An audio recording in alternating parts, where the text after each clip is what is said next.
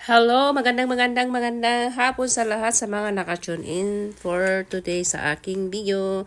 Ayan, nakikita nyo, nilalagyan ko ang pera sa loob ng plastic. Lagay natin yung pera sa loob ng plastic para ipaghanda natin yung cake na gagawin natin, guys. Mamaya makikita nyo ang lahat ng detalye sa aking video. Yan ang umpisa na paggawa ko ng money cake. So, bumili po ako ng plastic sa Amazon kasama yung plastic box as plastic na paglagyan ng pera. Lahat yan ay mabibili sa Amazon, guys. Sa gusto pong bumili, punta lang kayo doon sa website ng Amazon.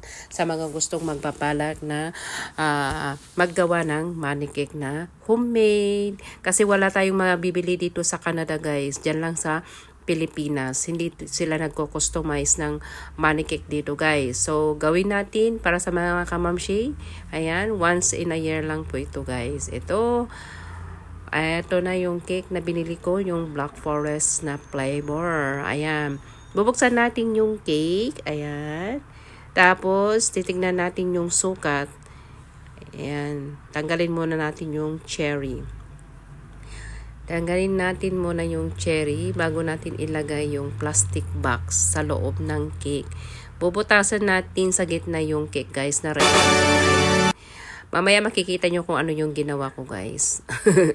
Matatawa kayo. Ayan, diin natin. Ayan. Bubutasan natin ang cake. Kasi may extra pa akong plastic box dito, guys.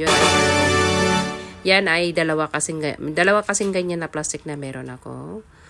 Ayan, sa mga gusto pong maggawa din ganito, guys, na homemade, kayo mga kamamshi, kung magbabalak po kayong gumawa ng money cake na homemade nyo, na sarili nyo, ganito lang ang gagawin nyo, guys.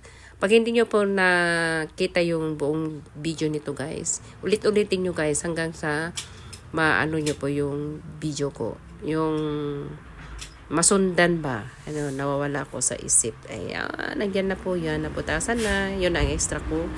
Yung nakita nyo, yan ang plastic na nagawa ko na. Nasalop na yung pera, guys. Hindi ko na pinakita kung paano ko nilagay.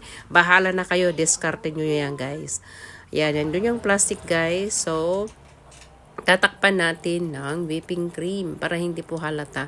Kasi yung whipping cream, guys, puti siya para hindi mo naman halata. O, diba? Very creative mga Pilipino. Ayan, balik natin yung cherry, guys. O, balik natin yung cherry. Hindi naman nila kinakain yung cherry, guys. Design lang naman yan.